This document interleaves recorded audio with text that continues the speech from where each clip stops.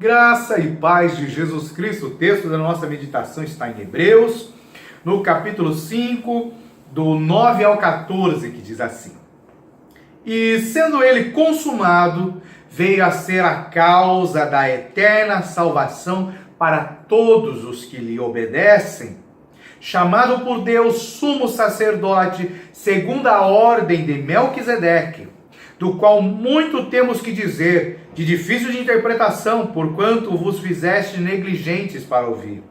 Porque, devendo já ser mestres pelo tempo, ainda necessitais de que se vos torne a ensinar quais sejam os primeiros rudimentos das palavras de Deus.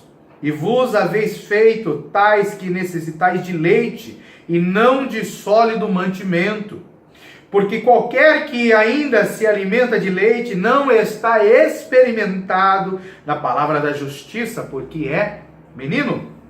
Mas o mantimento sólido é para os perfeitos, os quais, em razão do costume, têm os sentidos exercitados para discernir tanto o bem como o mal. Olha que coisa maravilhosa.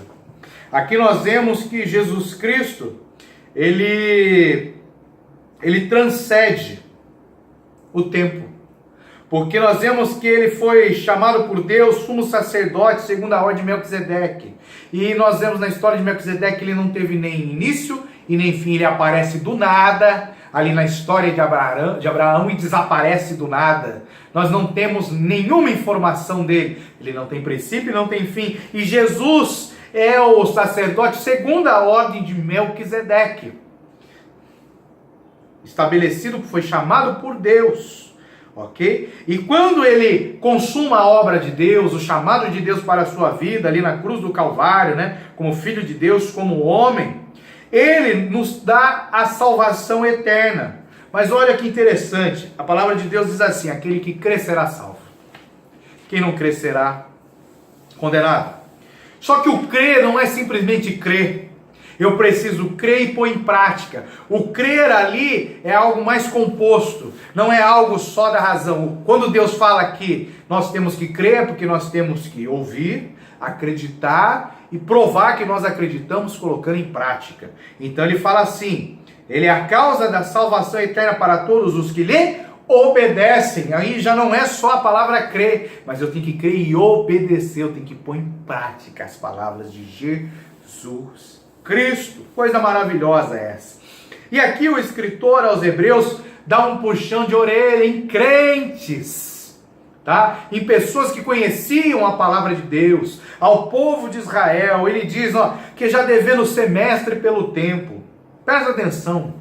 Se eu estou na igreja há 10, 20, 30 anos, o meu conhecimento da palavra tem que ser maior daquele que acabou de se converter, daquele que está há 1, 2, 3 anos. Então, quanto mais tempo eu estiver na presença do Senhor, maior é o meu nível de conhecimento. E Deus espera que nós sejamos mestres da palavra. Opa, mestre?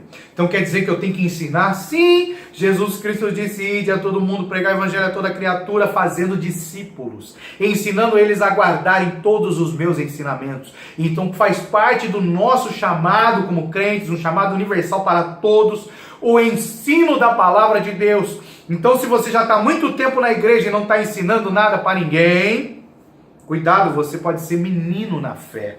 Então, porque devendo já ser mestres pelo tempo,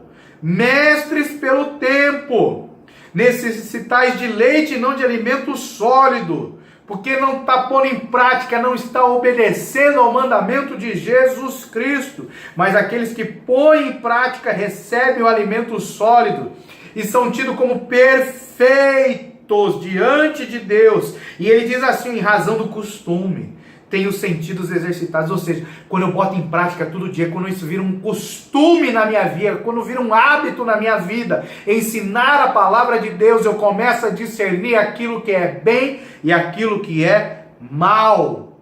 Então, para ter o discernimento do bem e do mal, eu preciso exercitar o ensino da palavra de Deus.